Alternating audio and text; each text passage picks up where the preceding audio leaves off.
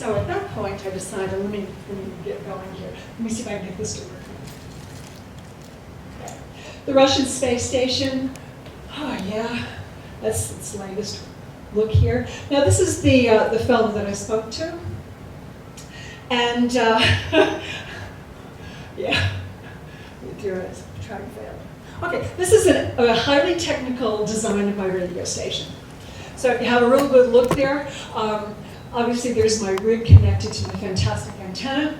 The MIR space station frequency that we all agreed on was 145.550, and it was connected to a modem. Now the modem was a TNC, a terminal node controller, and it had a variation of the X25 protocol, the AX25 protocol. It was connected to the audio gain from the microphone, so your push-to-talk took care of that. It was connected by an RS-232 port to a very old computer. This is way back. This is 1991. And we're looking at an XT, I think I moved up to an AT, 8088 chip, and a DOS 3.0. Okay. It was worse on the space station. Now, with the equipment that I had at that time, I had a TRS-80, thank you for Radio Shack, and it took an entire weekend to print out Keplerian elements for the weekend. So it would just sit there and the printer would just churn them out, but it took an entire weekend. So, yeah, you know, primitive, but we actually did this. And all of you who know that if you want to contact somebody, that's why you guys are radio operators. If you want to contact somebody, you're going to find a way to do it. And we had a number of obstacles. Not only do we have space here in this, that rare DX, but we had language difficulties as well. Yeah, well, that's me. Okay, I used in my Radio Shack the 16-element crossed Yagis for 2 meters and 70 centimeters. I was also interested in the number of other satellites that were going around the Earth at that time. But I had tried and failed, as I said, tried and failed to contact Musa. So I put a 2-meter rig in the kitchen, and I connected it to a vertical antenna. And I just left it there on. I gave you a new meaning to ham and eggs because we're sitting there in the kitchen. Okay, so it was early one morning. It was January. It's really hot here in Australia. And it was early in the morning. I was having a cup of coffee, and I had it on 145.550, and I heard the squelch break and this deep, heavily accented voice. Said, CQ, CQ, you do MIR, CQ. Oh my God, here it is. You know what it's like with Rare DX? You guys have all been through dog piles, trying to get there and trying, oh, please hear my call sign, please hear me. And I called, and he heard me, acknowledged my station, and went over the hill. Okay, so, because you know all these satellites are coming over from VK6, VK5, there's VK3, oh yes. Now, I was located, fortunately, I didn't think so at the time, in Colac. Colac is 150 kilometers southwest of the smoke here, and we don't have all that QRM that you folks have. So they got to me first before they got here to the smoke. Okay, when you're working DX, as all of you know, there's a certain time in a QSO when you know, am I going to continue having a relationship with this radio operator? And something happens in the conversation, and there it is, it happened. So with Musa, we talked about booze. And in part of Russia, in the Armenia, Georgia, Azerbaijan section, now he is from Azerbaijan, from Dagestan, where Chechnya is. He's a speaker of Colac. Very few people speak Colac. Second language, I think, was Azeri. His third language is Russian. I don't know where English was. It's pretty far down the list. But it's a pejorative term, so it's not very nice. And they're called Black Russians. So he understood the pun. So I'd have some fun here, because I like Black Russians. And he said, that's pretty good. Okay, so that's how we got started. Right? Very nice. Okay, so I knew that WA2LQQ, that's Werner Bertel, had sent up some radio equipment to the space station, and I was aware through the magazines that packet radio would be operative sometime soon. When? 3 months down the track. Who knew? Okay. So as we're talking and chatting, and I got to meet Victor MIR, Victor Afanasyev, they knew that I was a teacher. And at one point, Musa said, "Don't tell me any more about your small town. I don't want to hear any more about cows." He says, "I would like to teach me packet radio." Teach him? I just knew what C-colon backstroke was. I mean, I didn't even know what an INI file was. So I was just, learning stuff. But fortunately, there are some absolutely magnificent people on the Mount William repeater in Horsham. So I was talked to those guys, and they helped me out an awful lot. But that's what amateur radios are. Okay, people are helping each other. So at one point there, during one of the QSOs, Musa said, "Well, I think I'd like to get started on packet radio." Oh, good, 3 months down the track. He says, "What frequency would you use?" So all I knew was the Ballarat repeater, okay, because that's all I was using. So in Russian and in English, I said, I gave the numbers there. Of course, he's coming overhead here. I'm thinking, well, maybe it's a couple of days. What time do you think you'd like to have a QSO, Maggie? Rita, you called me. What's going over there? I said, anytime. I'll be available anytime you want me. I want to connect now!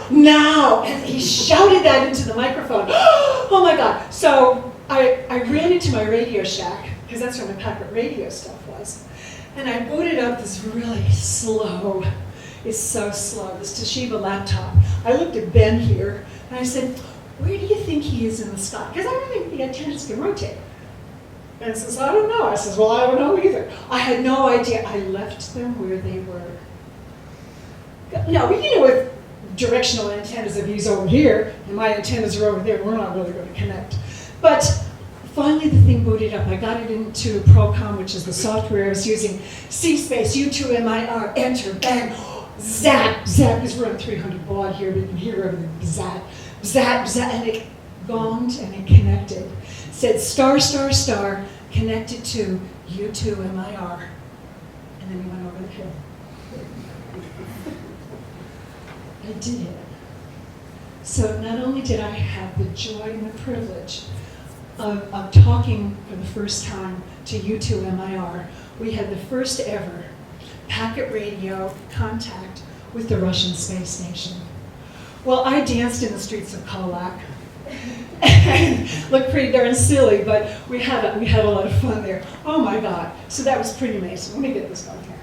Okay. So how do you get going in packet radio?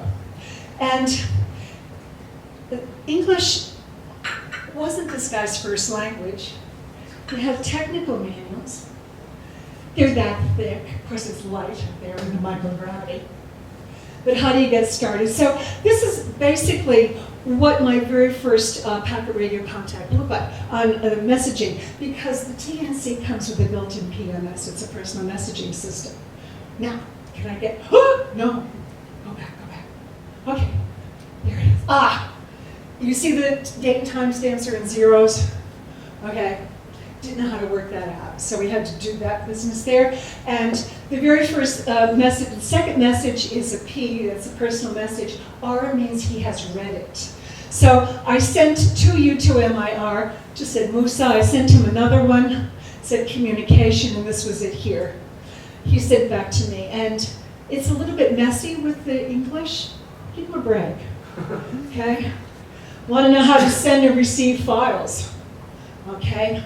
Please send me a message. 73, got an 88 from Victor. That's not bad. Okay, so that's the request to help here. Okay, we did this here in Australia. Nice. I contacted VK5AGR, who's Graham, the AMSAT coordinator. I said, Graham, we did it. First packet contact, right here, VK land, we did it. He said, we need corroboration, because 3 days after this happened, the Yanks contacted him, W5RRR, the NASA station. I got to visit them, actually. But they claimed the first radio contact. how do you prove that? Broken Hill. The guys in Broken Hill didn't have a repeater, and all they did was have packet radio amongst themselves, isolated, very far away. In their MHERD log, they saw this contact, and they said, Graham, we just saw the Russian Space Station in our HERD logs. There was my corroboration. So we had to tell the dudes at NASA, you guys are wrong. And I learned something that you don't learn about when you are a Yank. It's called the Nina syndrome. Not invented in North America. And if it wasn't invented in North America, it didn't happen ever. Okay? So we disabused them of that whole thing. Okay? They kept asking for help. So if you can read through all of this here, they understanding what UTC was. In Russia, there are about 11 different time zones, but everybody deals with Moscow time. And even though these guys were operators and they passed exams and stuff, they dealt with Moscow time. What's UTC? Wasn't part of their vocabulary. So that had to be taught. And understanding how to use the caps and how to type them in. They had QuickTime, QT, they had QuickTime. Okay, the most interesting part about this, if I can get this to work here, it was the first Persian Gulf War, and Musa commented, because from the Russian Space Station, you can actually, they liked our beaches with their binoculars. Oh yeah. They could see the sunlight splashing off the windscreens of cars, okay? But here's very, very interesting, when he says, I need more AMSAT, space, love, good idea, and other interesting information. It was the Cold War folks. Folks of my vintage understand what that's all about. But those of you who do not, you think the Great Firewall of China is anything? This is 100 times more difficult. Information didn't get in, information didn't get out, and he had now access to information. And what a wonderful feeling that was. Okay? So, this is the kind of comment he would make. Very interesting. Okay. So how do you teach somebody in another language how to do stuff, in technical stuff? Well, I'm just a beginner myself. But when you teach English as a second language occasionally, or you have students like that, you learn to use English very simply, but you don't use slang. So you would never say come back, you say return. Returns in the dictionary, come back is. So you craft your vocabulary very well. And so I thought I would have a little bit of fun, because Musa had said to me, I understand 73, I took an examination. I understand what 88 is. But Rita, what is a hug? Because that wasn't in his dictionary. So I had some fun. Okay? This is a hug, okay? So here's some instructions. You probably can't read it back there. But basically it says, see old friend, smile at old friend, put arms around old friend, hold old friend for 1 second, maybe 2 or 3, put arms down, separate. Now, we learn to write to each other in the Latin version, Latin script version of Russian. We called it the strange language. Okay, it's okay to hug certain people. You gotta do the social part first. Husband or wife, certain men from space, that's good to hug. Okay, grandparents, but never ever hug the wife of the Australian ambassador, the headmaster of a school, or any journalist. Now, when I was invited to NASA to speak there was Phil Chen, who was a fantastic journalist for all kinds of AMSAT stuff. And he howled. He says, but I want to be hugged too, okay? And so this was the beginning of teaching stuff. And I know it's silly, but we got into some technical stuff also. Okay? Now, the personal messages business, how do you set the date and time? Okay? So at the command line, you would have DA, and then you would put in year, month, day, hour, minute, second. I gave him an example of what it is. You want to make it look pretty? Do this.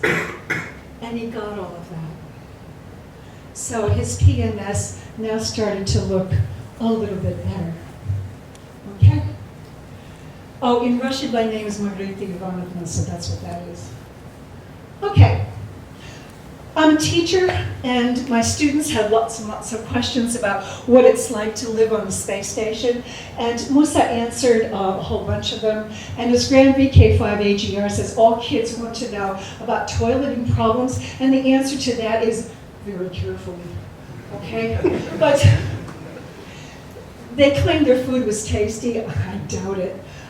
They put their rubbish out, and it gets burned up over the Atlantic, which is better than over the Pacific. Okay, but he talked about life on the space station, and I have a lot to do, he writes. But this is next time. I wanted to set up QSOs with the kids, and I wanted the kids to meet these guys. And they agreed. Now they had to get permission from ZUK, which is the Flight Control Center, and they did. And we set up the time and the date, got it right in UTC, and it was late in the afternoon when we were going to have our pass. So I'm walking down the streets of Colac. Murray Street. Colac. 25% of Colac's population is on or below the poverty line. There's the state school, there's the tech school, and there's a little Catholic school where I worked. They charged peanuts, but for the people in Colac, it was a heck of a lot of money to send your kid to a private school. So I'm walking down the streets of Colac, and one of the businesswomen, who's the wife of the mayor, she walks out there and she goes, "You are Maggie." I said, "Yeah, that's right." She says, "Claire Mary," her lovely daughter, "Claire Mary is going to talk to a man in space?" And I realized then she had no idea what was going to go on. And she thought she's spending all this money to send her daughter, the lovely Claire Mary, to a school with a crazy woman. So I said to her, "Don't worry, it's not true." And her face went, "Ah." I said, "She's going to talk to two men in space." The fright came back onto her face, and I explained what the space station was, living on a space station. There were two guys there, they're scientists, and her daughter was going to meet them. She was behind me the rest of the time. So that's what Colac was like. Okay, during the first pass, we had about 6 kids ask some basic questions, very, very simple ones, and it worked out very well. Musa then said, "I'm going to come back for a second go." Wonderful. The kids went out 90 minutes later, because they had 18 sunrises and sunsets. They're back over VK land in another 90 minutes. The kids went out and told their friends, "Come on back." So my Radio Shack now had a lot of people in it. During the second pass, we had QRM from somebody, and I found out later it was in Birchip. Okay? And Musa said, "You were interfering with a call with students. Please stop." And you didn't. Well, the kids went, he says, "I'm going to come back for a third pass," and so he did. And by this time,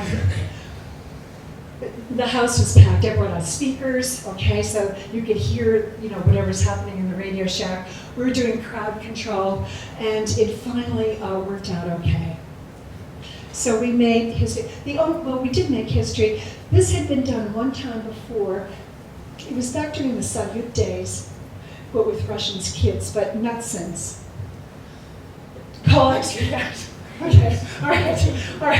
I brought a photo into the school, and I showed this lovely girl, Sarah. I said, "This guy I've been talking to," and she said, he looks human." We needed a lot of education there, that it wasn't a little green man. Okay? All right.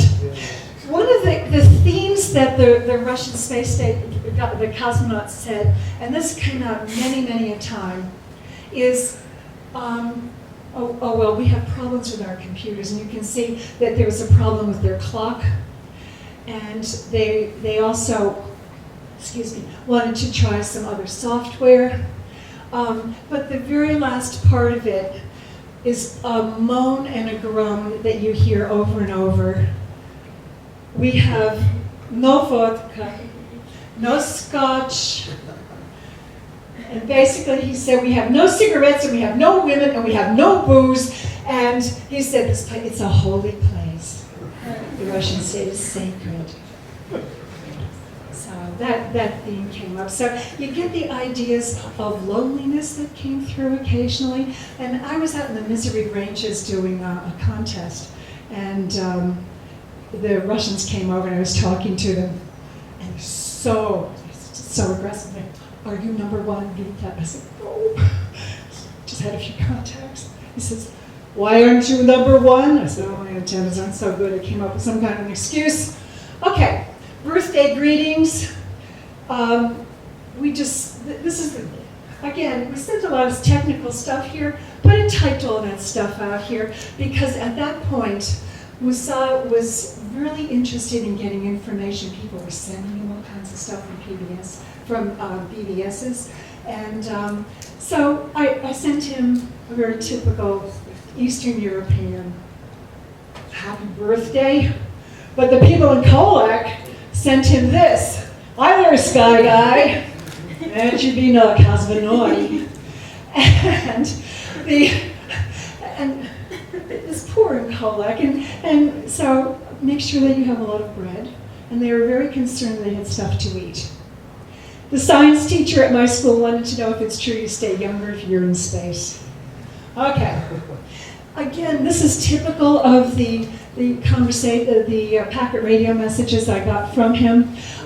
They had an EVA and all of the extravehicular activities. It's a lot of preparation to go in, to start them. You spend about a full hour just breathing pure oxygen, getting into your spacesuit, going out, fixing antennas and stuff. What did they do? The first thing they cut back inside? They're on radio talking to the people around the Earth. So radio is very, very important. But this very last comment here, now I'll translate that for you. Thank you. We've had a very difficult day, and we've got to go to sleep now. He didn't have to send that, but it's just that kind of communication that you would have when you get to know somebody. Okay. Wanted to connect with BBS. Now, Gary, VK3JAV, had the local BBS here, and so I sent a number of instructions to Musa of how you do it. We had him enrolled already, because Gary did that, and he absolutely loved it. Information, information, information, news, and he just loved every minute of it. But that's the kind of instructions that I was able to send to him. Pressing L, what frequencies to use, call sign, etc. Okay? And again, no time for packeting. I've got to work here, repairing the computer. And this is what happened as a result. I got a whole newspaper from my printer. World Daily, best space news of the season. How informed was he? I don't know anything, he said. But he loved the news. Okay? And again, that was the Musa and Victor news, and typical of what they sent. Trying to speak to or connect to anything with another satellite. This was Dove here. The Doppler was too awful and I couldn't really do it. Okay? So that was that message here. Musa did come to VK3 land, went to the Flower Drum, and exchanged a lot of gifts. And this is back in 1993. So it was like 2 years after our contacts. Okay. Their supply station didn't arrive at one point. Colac loved these guys. Colac had taken all of these guys under their wings, okay? And when it didn't arrive, it was just extraordinary because I would walk down the street, not knowing who this farmer is, and he'd look at me and he'd go, "Are they okay?" guy. I said, yes. You walk into Thwaites Bakery, and the manager said, are you sure they've got enough bread? Do they have extra food? And I explained, yes, indeed. And of course, it went into the Colac Herald of how they always do have extra food and water available. But eventually, progress did arrive. Okay, Musa went back to Earth. Very, very nice. And in his place was Sergey. Sergey is still working as an astronaut now. He's at NASA, and I had the privilege of meeting him when I was invited there. Now, Sergey was really competent in computer stuff. He was a programmer, okay? But he didn't know anything about packet radio. And for some reason, Musa didn't leave many messages or how-to or any instructions. So he gets up there, and I sent him a couple of messages and all of that. And he contacted the guys at the RAF base in Laverton and said, you guys, help me. They contacted me. We can't do this. We don't speak any Russian. Yeah, I said, listen, I had a lot of fun with Musa, and now it's your turn, and you will enjoy every minute of it. We can't do it. Sorry. You're going to have to do it again. I don't think these guys are afraid of anything. I don't think that was the situation at all. It was still the Cold War. And I reckon their commander said, have your contacts, do all of your stuff, but don't get involved any further. So I took over after that and had fun talking to Sergey. And again, I had to go through the same old stuff I do with Musa of how you connected. But this guy, his English was far better. And as I say, he was really good in understanding any kind of computer stuff. Yeah. So there you go. The word at the top, Privyet, means greetings. Okay. So, what's that? Okay. All right. And he did write beautifully about the new Russia. He was the only cosmonaut who went up from one country and returned to another, because it ended the Soviet Union and became Russia, which is pretty darn scary, okay? But he talked about plunging into the new Russia, and he would make a new life. He did get a new life. He went and visited the Yanks and got a job there. Okay. Now, we used Procomm an awful lot. We also used some other software. But this is how you move your files from one directory to another in Procomm. And again, note that the English is very simple. It's direct. If you had to translate it, there was no Google Translate back in those days. It was pretty easy to do. Digipeating. Now, folks, especially in the States, will love to digipeat through the repeater. So they would connect to the space station, and they would send a message from VK6 land, let's say to VK2 land, while the space station was going across Australia. And that's the digipeating, and it really got annoying to them because it just chewed up what little bandwidth they had. So they wanted to know how to turn off their PMS if they wanted to have a voice contact. And they wanted to know how to turn off the digipeat. So I sent all of that here. All right. Sergey connected to my radio station every day for 1 year. And there were times when he obsessed. And 5 out of the 6 passes, he connected to my station. But I reckon one of the reasons was that I was using packet, PA with a capital T in there, and we could use xmodem, so we could send zip files, okay? But packet had allowed remote access. So I could give him, I'd give him the password to a certain directory that I had, and he could then look through all of the files that dealt with him. I just trawled through Procomm, because that's all we had, to send news and gossip. I stayed away from politics, stayed away from religion, as all ham radio operators do, and any kind of news about them, which they didn't have access to, they got from me, plus any technical stuff. So he had access to that, and he would contact me. And I don't think anybody else was doing that, and that's the reason, okay?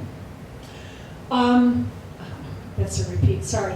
We also tried another packet radio program called, yet another packet program called YAP. And the guys in Horsham, again, were wonderful at teaching me how to use all of this.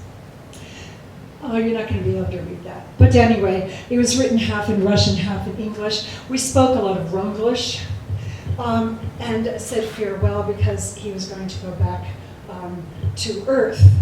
It was lovely. All right. The WIA. So I wrote to them and I wrote an article. And I was telling them about all this wonderful stuff that was happening. And I said, would you like to have my article printed up in AR? Cool, right? Not so cool. So it says, thank you for the report of your exciting activities, which was received this morning. It is certainly worthy of some recognition, but in this stage, I cannot say whether we can use it. Why don't you talk to Clyde Robertson on Channel 9?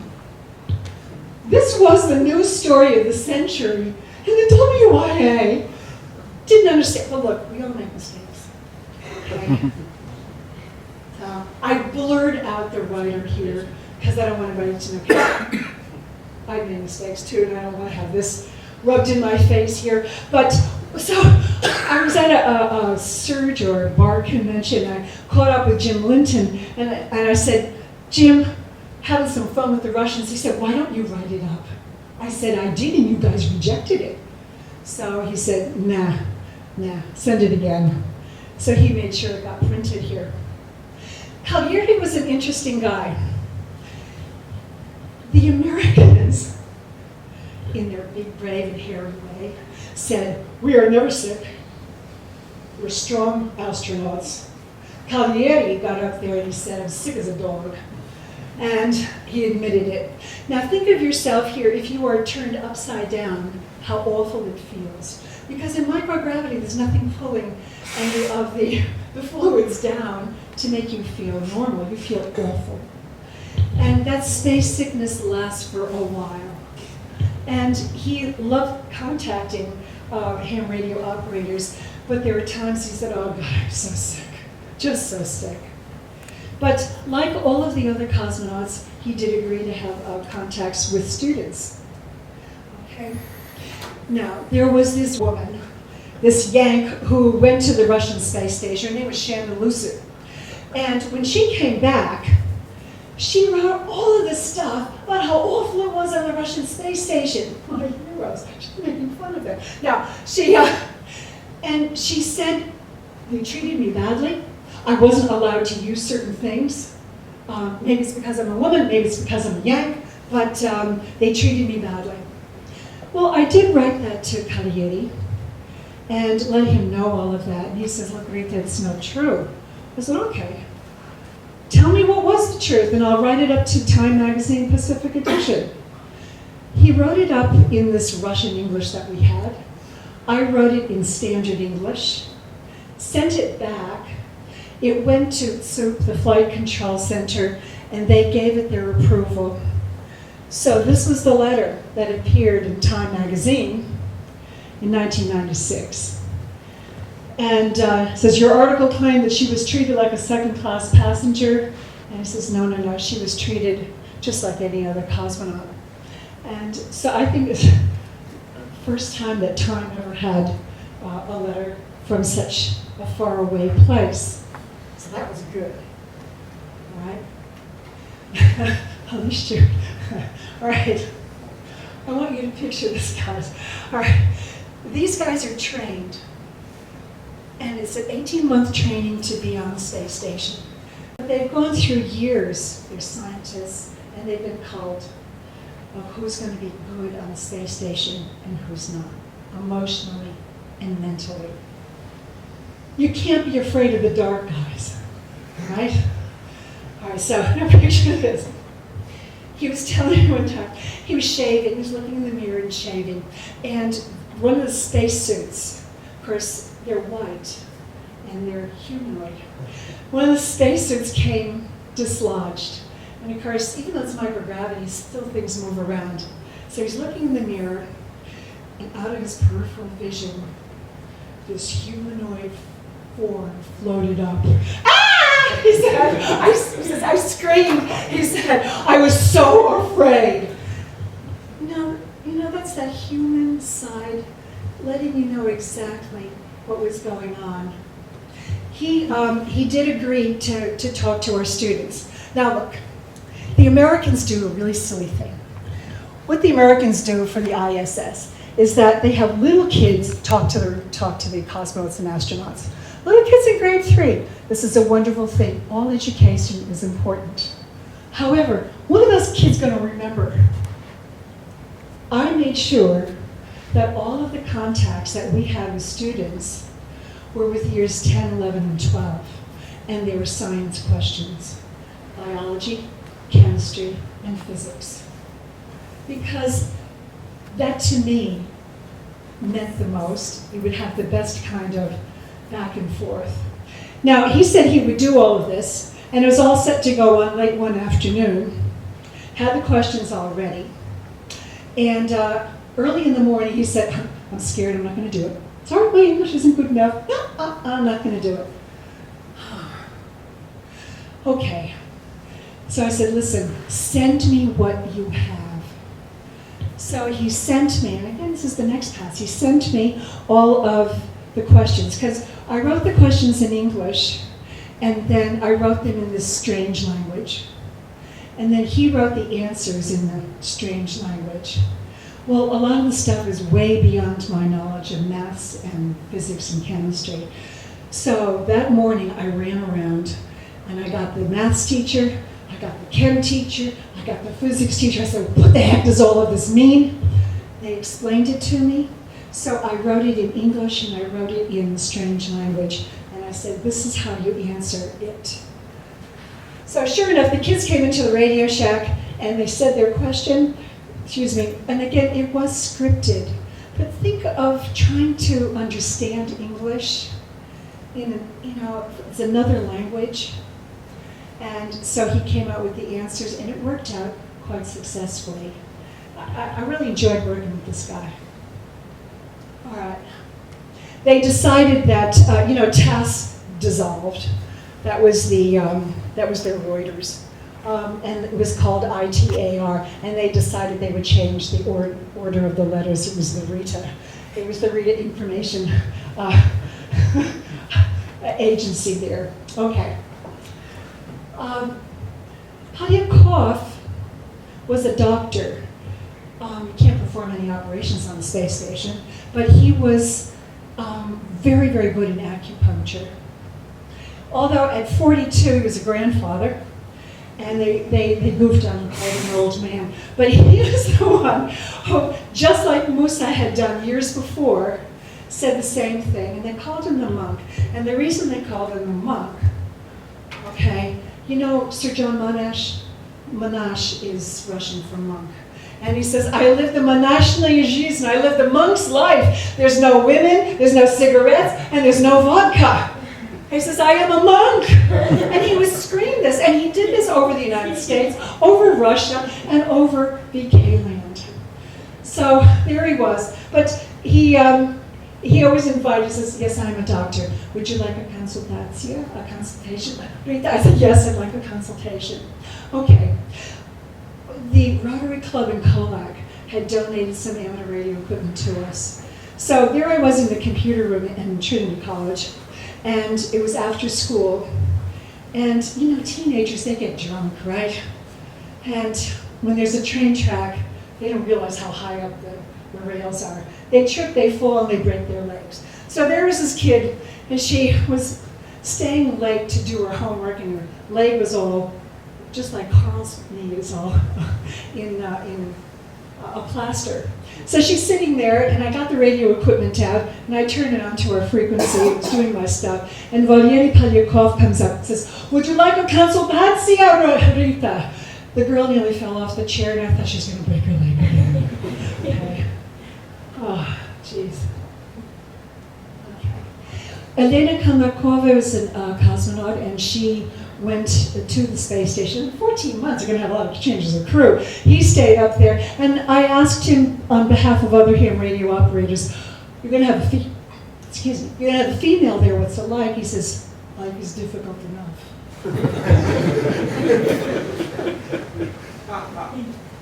Well, how do you explain Valentine's Day to people who don't have a Valentine's Day? What do you say? Maria? I said it is a day of love. And they like that. And on Valentine's Day, Valery Polyakov sang "My bunny lies over the ocean," and he sang this to me on Valentine's Day. You know, when you learn a foreign language, you learn songs. I reckon that that's what you learn in Russian for English stuff. So it's a pretty silly thing to hear, but it was charming nonetheless. I was inordinately pleased to have received the Wilkinson Award. And this is the WIA's highest award. I think I'm still the only female who has. That doesn't make any difference. I got it for the skeds I had with all the students, meeting 19 cosmonauts, and for furthering packet radio. And this, now Photoshop can do this easy. It's a piece of cake in Photoshop. But back then, to ghosting an image like that, once I came to VK3, the photographer got this photo and ghosted him, and that's the Yarra Bank there. Obviously, it's not connected to anything, but there we go. So to conclude, the importance of ham radio on the Russian Space Station. We don't know.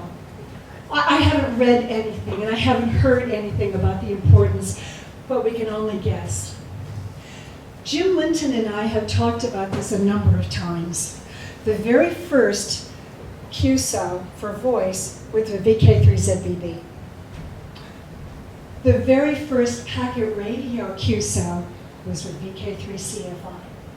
Is this a coincidence? Jim thinks that the Russians actually chose us for their experiments and for all of this. We don't know, just a guess. But I do know that every one of the crew members asked for news, just wanted news. They didn't have it, and they got that with amateur radio. Okay? My very big thanks to the WIA, who were absolutely wonderful and helpful to me, especially Jim Linton. My thanks to the guys at the RAF, the guys in Horsham, and of course my thanks to everybody in Colac who put up with all of this. At the end of every Russian movie, you see that word, it means the end. So I put that here. Какие-нибудь вопросы? Any questions? Any questions?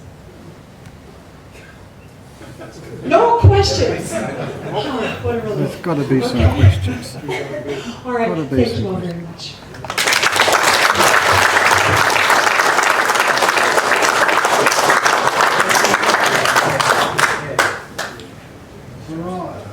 How many years did it go for? 5 years. Did this for 5 years. Yeah. 5 years. I'll get you to come up. Thanks very much, Maggie. That was great. A lot of fun. No one's And very interesting. Oh, we got a question. Question? Brave soul. Yes, go with it. When the Soviet Union collapsed, did the space station still have regular contact with the ground controllers? Did they lose contact? No. Oh, there was one Yeah. with Andy Thomas. Yeah, look, there was a time when the space station was tumbling and tumbling, and I had difficulties contacting them. They would have had difficulties contacting their ground control. And of course, they had ships all over in the oceans for other contacts. They didn't lose it then. The cosmonauts, by the way, every 2 weeks, their families would come into a station and they would have video and audio contact with their families. But that's in addition to what you just done. Thank you. Yeah, I do remember Andy Thomas came on one time and he was calling, I think it might have been Tony, 5ZAI, one Oh, was yeah, speaking Tony, to. yeah, good. And they had some issues up there. I think they all blamed Andy for turning a tap the wrong way or something and let some of the air out. I don't know, the oxygen out. I'm not sure what happened up there, but that was one time when they were calling Earth on the ham bands. Well, Maggie, on behalf of the club, I'd like to present this to you. And hopefully in your renovations, you'll find somewhere to put it up in the... Oh, it will be a in the shop. prize. Thank you very much for coming tonight. Put your hands together again, please.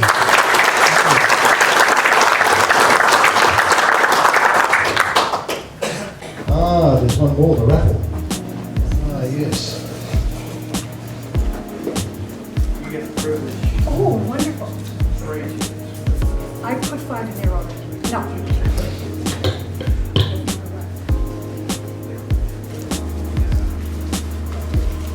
It's a blue, it's B41. 41. Okay, come over here, Peter, and take a pic.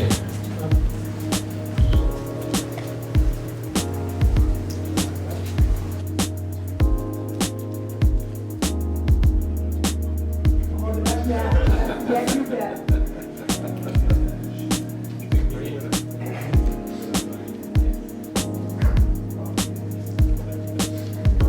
We got here another blue one, 038, 38. 38. If no one stands up, I'll look at my ticket, but it's all very quiet. Yours is 30 something. No, that was 30, mine's 55. Someone's got 38. Who's got 38? No? No? Okay, we'll try another one, 002, number 2. Hey. There we go.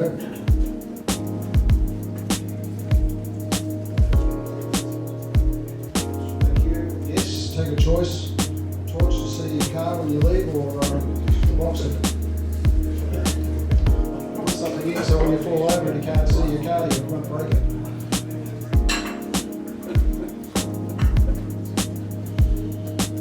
And the last one, 63. 63. Not Fox Tango.